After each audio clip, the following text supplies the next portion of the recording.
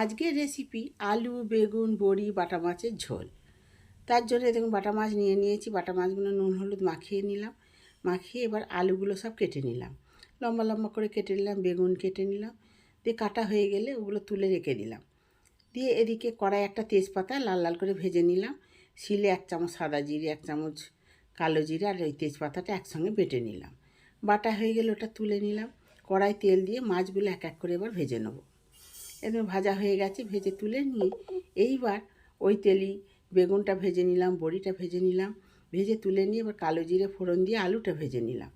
আলুটা বেশ একটু ভেজে নুন দিয়ে লবণ হলুদ দিয়ে ওটা নেড়ে চেড়ে কষিয়ে ওই মশলা বাটাটা দিয়ে ভালো করে কষিয়ে নিলাম।